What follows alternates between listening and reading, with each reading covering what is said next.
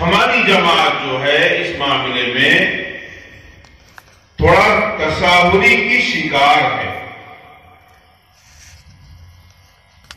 اس لیے ضرورت اس بات کی ہے کہ ہم عملی میدان میں اس انداز سے منظم ہو جائیں کہ کوئی بھی باطل جب سامنے آئے تو اس باطل کو ختم کرنا، اس باطل کے خلاف محنت کرنا، اس باطل کو جڑ سے اکھاڑ پھینکنا، یہ ہم سب کی ذمہ داری ہو۔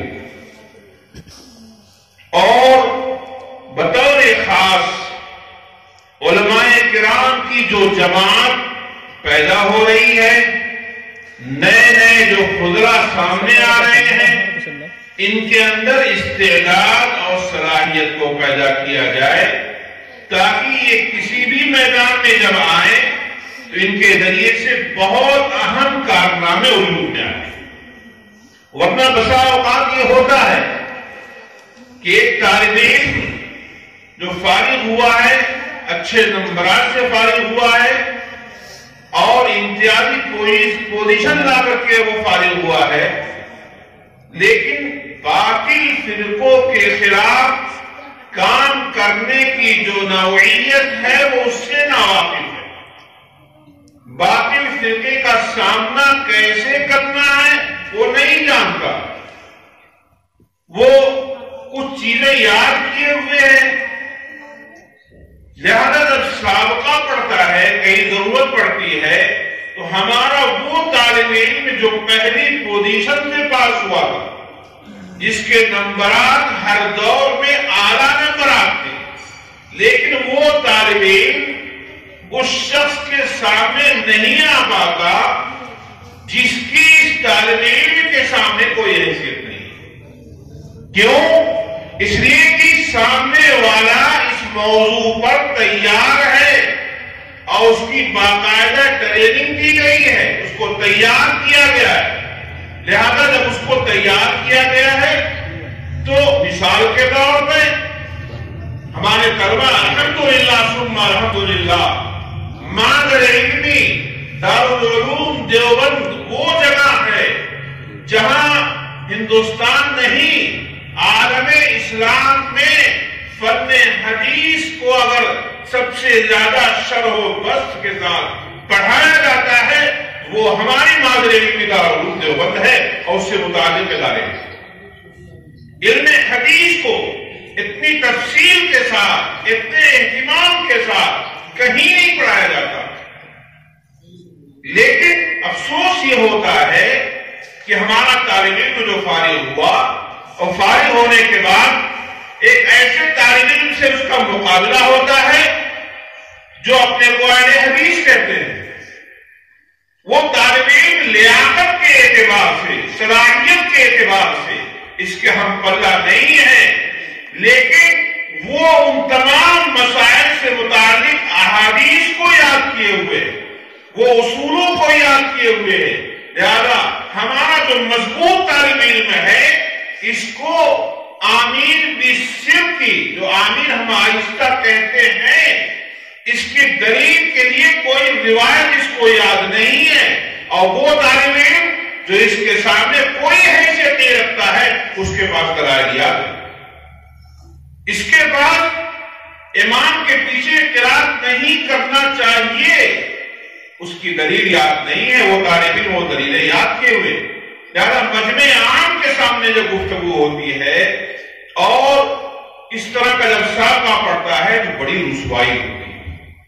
لہذا ایک بات تو یہ ہے کہ ہم اس بات کا فیصلہ کریں کہ ہمارے علاقے میں جو بھی مدارس ہو، جو بھی مکاتب ہو، بلکہ میں نے تو ابھی صدر محترم سے کہا تھا کہ ایک ایسا نصاب اور ایک ایسی کتابیں مرتب کی جائیں کہ جو اسلامیات پڑھانے کے لیے جیسے رکھی جاتی ہیں ان میں ایسی کتاب ضرور ہو کہ ہمارا وہ طالب علم گرچہ پورا عالم نہ بن پائے، پورا علم اس کو حاصل نہیں ہو سکا، فارغ نہیں ہے، لیکن چند سال پڑھنے والا بھی ہمارا طالب علم اس لائق ضرور ہو جائے اس کو ایسے مسائل کے دلائل یاد ہو. اعظم گڑھ میں ایک گاؤں میں اتفاق ہوا، وہاں جامعہ اشرفیہ جو بریلوی علماء کا سب سے بڑا مرکز ہے، وہاں پہ ایک طالب علم پڑھ کر کے آیا اور اس نے چیلنج کر دیا کہ اب اس گاؤں میں تبلیغی جماعت نہیں آئے گی. آج سے 7 سال پہلے کی بات بتا رہا ہوں. کہا تبلیغی جماعت نہیں آئے گی جب تک کہ ان کے علماء ہم سے مناظرہ نہ کر لیں. ہمارے دوست حضرت مولانا مفتی اشرف صاحب اعظمی جو خود بھی ماشاءاللہ باصلاحیت عالم ہے، انہوں نے مجھ سے کہا کہ مولانا آپ بھی آ جائیے، ہم بھی رہتے ہیں، بیٹھ کے بات ہو جائے. بہرحال ہم لوگ گئے. وہ طالب علم جو مناظرے کا چیلنج کر رہا تھا، جب اس کا سامنا ہوا، اس سے بات ہوئی، میں نے پوچھا کہ آپ کس موضوع پر مناظرہ کرنا چاہتے ہیں، وہ موضوع کیا ہے؟ تو موضوع بھی نہیں سمجھ پا رہا تھا کہ موضوع کس کو کہتے ہیں، بلکہ وہ فوراً حضرت مولانا قاسم نانوتوی رحمۃ اللہ تعالی علیہ کے متعلق وہ عبارت سنانے لگا کہ مولوی قاسم حضور کو آخری نبی نہیں مانتے. وہ عبارتیں جو اس کو یاد کرائی گئی تو وہ عبارت پڑھنے لگا. پھر میں نے کہا بھائی موضوع میں پوچھ رہا ہوں، ابھی دلیل نہیں پوچھ رہا ہوں، ابھی دعویٰ نہیں پوچھ رہا ہوں، میں موضوع کا سوال کر رہا ہوں. بہرحال اس بندے کو سمجھ میں نہیں آیا تو میں نے کہا کہ اس کا مطلب تم موضوع لکھو کہ تمہارا موضوع جو ہوگا ختم نبوت ہے، یعنی تمہارا یہ دعویٰ ہے کہ حجت الاسلام حضرت مولانا محمد قاسم نانوتوی رحمۃ اللہ تعالی علیہ حضور اکرم صلی اللہ علیہ وسلم کو نعوذ باللہ ثم نعوذ باللہ 100 بار نعوذ باللہ حضور کو آخری نبی نہیں مانا. کہا جی ہاں میرا یہی دعویٰ. بہرحال وہ سمجھ نہیں پا رہا ہے، لیکن ایک حفظ پڑھنے والے طالب علم کو عبارتیں رٹائی گئی ہیں، عبارتیں یاد کرائی گئی ہیں، لہذا وہ اپنے سلسلے میں پوری کامیابی سے بات کرنا چاہتا ہے. لیکن ہمارے یہاں ایک دورے کا طالب علم اس سے بات کرنے کی ہمت نہیں کر رہا ہے. عمومی بات میں کہہ رہا ہوں، کچھ طلبہ باذوق ہوتے ہیں، وہ خود مطالعہ کرتے ہیں، وہ بات الگ، لیکن عمومی بات میں کر رہا ہوں. اس کی وجہ کیا ہے؟ ہمارے یہاں تیاری نہیں ہو رہی ہے. لہذا میں تو ایک درخواست یہ کروں گا کہ ہماری اس تنظیم کے تمام ذمہ داران یہاں اس بات کا فیصلہ کر کے اٹھیں گے کہ انشاءاللہ اپنے علاقے کے مدارس کے ذمہ داروں کے کان میں ہم یہ بات ضرور ڈالیں گے کہ آپ حضرات بہت بڑا کام کرتے ہیں، ملت اسلامیہ کی قیادت اور رہنمائی کرتے ہیں. بڑا احسان ہوتا کہ آپ ذرا یہ کام بھی کر دیتے کہ مدرسے کے بچوں کے لیے ایک کتاب کو ایسی بھی داخل کر دی جائے کہ ہمارے مدرسے کے بچے ان موضوعات کو سمجھ لیں، دلائل کو سمجھ لیں، احادیث کو یاد کر لیں، قرآن کی آیتیں جو دلیل میں پیش کی جاتی وہ ان کے سامنے ہو. اگر یہ کام ہو جاتا ہے یہ بہت بڑا کام ہوگا. کیوں؟ اس لیے کہ مدارس میں داخل ہونے والا طبقہ ایک 50% طبقہ ہے جو فضیلت تک نہیں پہنچ پاتا ہے، اس سے پہلے نکل گیا. تو یہ 50% طبقہ، پہلی بات تو میں یہ بتا دوں کہ مدارس میں پڑھنے والوں کی تعداد بہت مختصر ہے. آج کل بہت سے بیوقوف لوگ کہتے ہیں روز ایک نیا مدرسہ ہی کھلا. میرے بھائیوں، اگر پورے مسلمانوں کی تعداد کا اندازہ لگائیں گے اور مدارس کی تعداد کا اندازہ لگائیں گے تو میں سمجھتا ہوں کہ 2% مسلمان دینی تعلیم نہیں حاصل کر رہے. کیوں؟ ہندوستان میں مسلمانوں کی تعداد کم از کم 20 کروڑ، جو آج سے 15 سال پہلے کا اندازہ ہے 20 کروڑ، اور پورے ہندوستان کے مدارس میں دینی تعلیم حاصل کرنے والوں کی تعداد آپ کو 2 لاکھ 4 لاکھ سے اوپر نہیں ملی. کوئی تناسب نہیں. اور اس میں بھی ایک بڑی تعداد فراغت سے پہلے، فضیلت سے پہلے نکل گئی. وہ کچھ جانتے ہی نہیں، وہ دلیل جانتے ہی نہیں. لہذا اتنا ان کے ذہن و دماغ میں ضرور آنا چاہیے کہ مسائل کو وہ حل کر سکے. موٹی موٹی باتیں عقائد کی وہ جان سکیں. بہت افسوس ہوتا ہے جب اس طرح کے حادثات پیش آتے ہیں اور ہمارے طالب علم خاموش رہ جاتے ہیں. دوسری بات مجھے آپ یہ کرنا ہے، یہ تنظیم جو ہے اس کا تعلق مدح صحابہ سے. ایک بات سمجھ لینا چاہیے، بہت سے لوگ یہ کہتے ہیں کہ آخر صحابہ ہی کا تذکرہ اتنا زیادہ کیوں ہو؟ کیا اور بھی تو کوئی دوسری بات ہو سکتی ہے؟ میرے بھائیوں ایک بات یاد رکھیے گا، میں دیوبند میں بیٹھ کے یہ بات کہہ رہا ہوں، دارالعلوم دیوبند میں بہت بڑے عالم گزرے ہیں، حضرت مولانا فخر الدین مراد آبادی رحمت اللہ تعالی علیہ.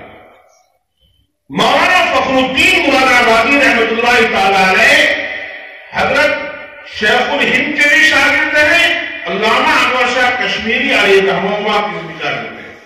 دونوں سے تعلیم حاصل کیے ہوئے، دونوں کے شاگرد ہیں.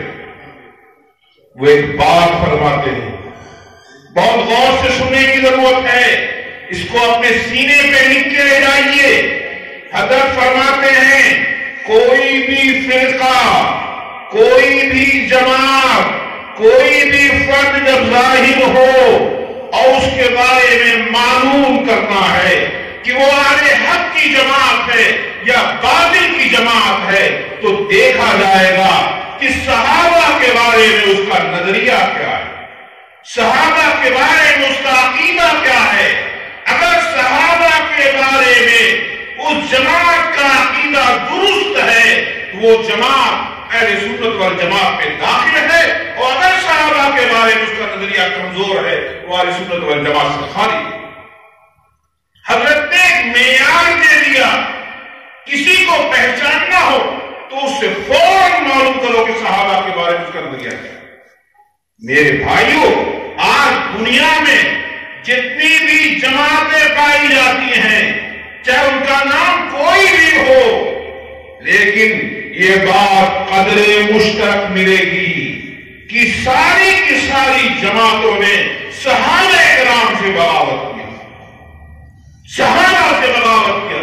کیوں؟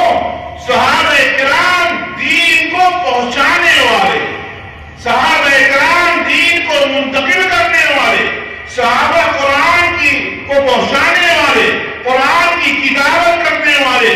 اگر صحابہ کرام رضوان اللہ تعالی علیہ مجمعین کی ذوات قدسیہ مجروح ہوگی، پورا قرآن مجروح ہو جائے گا، پوری حدیث مجروح ہو جائے گی. لہذا صحابہ کرام کی جماعت کو بہت بنیادی مقام حاصل ہے. اللہ کے پاک حبیب جناب رسول اللہ صلی اللہ تعالی علیہ وسلم جو بھی دین لے کر کے آئے ہیں، یہ دین کا سارا حصہ حضرات صحابہ سے ہم کو ملا ہے. ایک بات بتائیے، کوئی حدیث ایسی ہے، حدیثیں کیسے چلتی ہیں؟ آپ حضرات نے پڑھا ہوگا، حدثنا فلان اخبرنا فلان، اس انداز سے حدیثیں چلتی ہیں اور چلتے چلتے اخیر میں آتا ہے ان عائشہ، ان عبداللہ ابن مسعود، ان عمر بن الخطاب. اخیر میں صحابی کا نام ہر حدیث سے ٹکا ہوا ہے، صحابی کا نام ٹکا ہوا ہے. اور اگر صحابی کا نام حدیث سے فراموش ہو جائے، اس حدیث کی کوئی حیثیت نہیں باقی نہیں. یہی وجہ ہے کل مولانا نے بھی ایک بات فرمایا تھا، آج میں بھی یہ کہتا ہوں کہ غور کیجئے، محدثین جو اسماء رجال کے ماہر تھے، ان حضرات نے سب کے اوپر کلام کیا ہے کہ فلاں راوی کے اندر یہ کمزوری، فلاں کے اندر یہ خرابی، فلاں کا حافظہ درست نہیں تھا، فلاں کا یہ درست نہیں تھا. لیکن جہاں صحابی کا نام آتا ہے ایک لفظ لکھتے ہیں، اور الصحابہ کلہم عدول، تمام صحابہ عادل ہیں. کیوں؟ صحابہ پر قلم نہیں چلے گا. یاد رکھیے قیامت تک صحابہ کرام رضوان اللہ تعالی علیہ مجمعین کی ذوات قدسیہ پہ قلم چلانے والا، زبان چلانے والا، تنقید کرنے والا اہل سنت والجماعت میں داخل نہیں ہو سکتا. اس کی وجہ کیا ہے؟ دیکھیے، صحابہ کرام جو ہے، اسلام ایک مضبوط قلعے کا نام ہے، اسلام ایک مضبوط قلعے کا نام ہے. اور قلعے کے محافظ صحابہ ہیں۔ اس کو یاد رکھیے گا، اسلام ایک مضبوط قلعے کا نام اور قلعے کے مضبوط محافظ صحابہ ہیں۔ قلعے پر حملہ کرنے کے لیے پہلے محافظین پر حملہ کرنا پڑے گا، لہذا جو جماعت بھی باقی فرقوں کی آتی ہے وہ پہلے صحابہ کو مدفون کرتی ہے۔ میں نے اس سلسلے میں جب رضا خانی جماعت کے سلسلے میں غور کیا تو میرے ذہن میں ایک بات آ گئی تھی، یہ لوگ تو صحابہ کو مانتے ہیں، پھر آخر مولانا فخر الدین مراد آبادی رحمۃ اللہ تعالی علیہ کا یہ جملہ کیسے ثابت آئے؟ حضرت نے فرمایا تھا جو بھی باطل ہوگا اس کا تعلق صحابہ سے نہیں ہوگا۔ میں نے تلاش کیا، الحمدللہ میرے پاس تمام فرقوں کی بنیادی کتابیں موجود ہیں۔ احمد رضا خان صاحب کی فتاوی ندویہ جو 12 جلدوں میں ہے وہ میرے پاس موجود ہے۔ میں نے دیکھا، غور کیا، غور کرنے کے بعد احمد رضا خان صاحب کی ایک عبارت ملتی ہے، ایک صحابی کے سلسلے میں صریح طور پہ ان کا لفظ ہے کہ عبد الرحمن القاری کافر۔ عبد الرحمن قاری، اور اس کے بعد کہا کہ قاری کس کو کہتے ہیں؟ قاری سے مراد کہا قاری سے مراد بنی قارا کے رہنے والے عبد الرحمن القاری کافر ہیں، پوری شرائط کے ساتھ عبارت لکھا ہے۔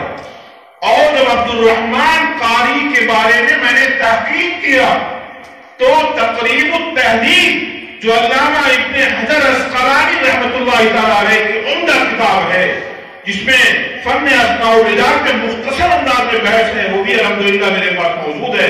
اس کے اندر لکھا ہوا ہے صحابی عبد الرحمن القاری، آگے لکھا ہے صحابی۔ تو اس سے یہ اندازہ ہوا کہ چاہے جو باطل فرقہ ہے ہمیں معلوم ہو نہ معلوم ہو، لیکن جب اس کو قاعدے سے گہرائی کے ساتھ دیکھا جائے گا تو اس کا تعلق صحابہ سے ضرور دور ہوگا، صحابہ کرام کی جماعت سے وہ علیحدہ ہوگا۔ ایک بات یہ بتائیے کہ صحابہ کرام رضوان اللہ تعالیٰ علیہ اجمعین مغفور ہیں، اللہ تعالیٰ نے ان کی گناہوں کو معاف کر دیا۔ یہی بھی یہ عقیدہ یاد رکھنا چاہیے، اہل سنت والجماعت علماء دیوبند انسانوں کی جماعت میں انبیاء کے علاوہ کسی کو معصوم نہیں مانتے، کسی کو معصوم نہیں مانتے۔ ہم حضرت ابو بکر کو بھی معصوم نہیں مانتے، لیکن یہ مغفور عند اللہ ہے، مغفور ہے، اللہ تعالیٰ نے ان کی گناہوں کو معاف کر دیا۔ اب اللہ نے ان کی گناہوں کے معافی کا اعلان کر دیا ہے، اور بعد میں کوئی بقراط صاحب چلے اور کہیں ایسا ہے کہ فلاں کے اوپر 307 کا کیس چلنا چاہیے۔ ارے اللہ کے بندے، کسی ملزم کو، میں ملزم کہہ رہا ہوں، مجرم نہیں کہہ رہا ہوں، کسی ملزم کو اگر سپریم کورٹ برات کا اعلان کر دے تو کیا ضلعی عدالت کو یہ حق پہنچتا ہے کہ اس کے اوپر دعویٰ دائر کرے؟ اگر دعویٰ دائر کرے اس کا مطلب وہ احمدوں کی جماعت ہے۔ یہاں تو کچھ مناسبت بھی ہے کہ ضلعی جج بھی انسان ہے، سپریم کورٹ کا جج بھی انسان ہے، اور اس مقام پر تو کوئی مناسبت ہی نہیں۔ اللہ رب العزت جو خالق ہے، جو بعد کی چیزوں کو بھی جانتا ہے، جو پہلے کی بھی چیزوں کو جانتا ہے، قیامت تک کو اور اس کے بعد کے احوال کو بھی اللہ جانتا ہے۔ اللہ نے فرمایا وَقُلْ وَعَدَ اللَّهُ الْحُسْنَى، اللہ نے ہر صحابی سے جنت کا وعدہ کر دیا۔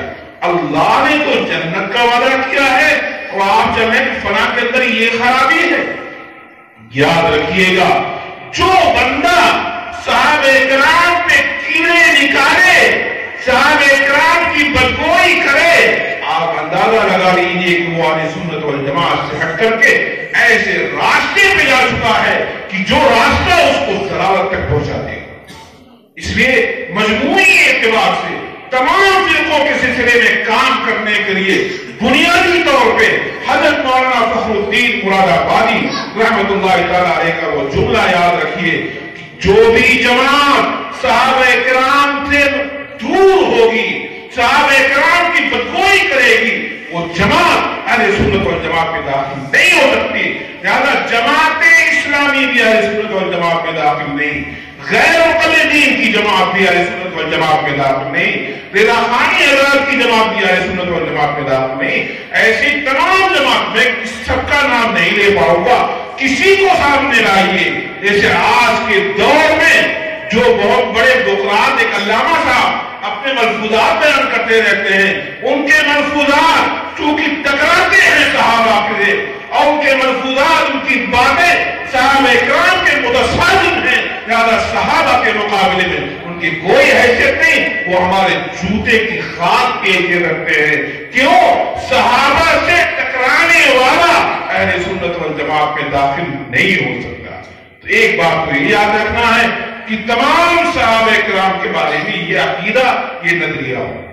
एक बात मैं अपने काम करने वाले अहबाब से कहूंगा, बल्कि आखिरी दो बातें कहकर के मैं रुखसत हो जाऊंगा। एक बात तो यह है कि हम दलाइल के एतबार से बहुत मजबूत तैयारी करें, और ये नहीं कि आज जरूरत पड़ गई, कहीं हमको मसला कहीं बात करना है तो आज हम तैयारी करें। नहीं, तैयारी पहले से करते रहे, मामूल हो कि मिसाल के तौर पे हमको नूरो बशर का मसला समझना है, उसकी तैयारी करें, उनके दलाइल को देखें, अपने दलाइल पे गौर करें, याद करें, तैयारी करें, ताकि जब जरूरत पेश आ जाए तो खुल के आप बात कीजिए। एक बात तो यह है कि हम अपनी जुबान को बहुत शाइस्ता जुबान के तौर पे इस्तेमाल करें।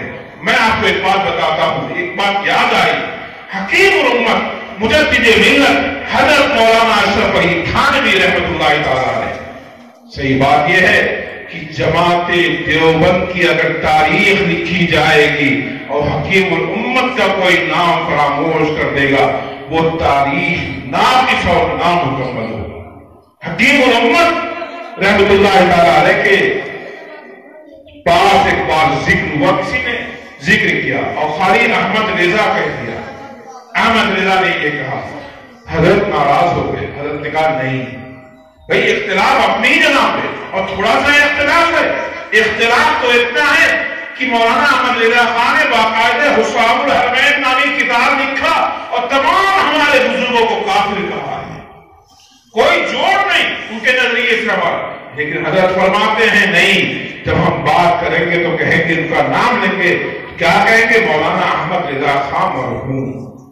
हम ये कहेंगे, क्यों? हमारी जुबान पर ना हो, दलाइल इतने मजबूत हो कि अहमद रिजा खान साहब की जमात के लोगों को उनका ईमान साबित करना बहुत आसान न हो सके। उनके ईमान को आज जरूरत पड़ती है, हम खुद साबित करते हैं। ऐसी ऐसी उनकी इबारतें हैं, उनकी जमात के लोग उसका जवाब नहीं दे पाते।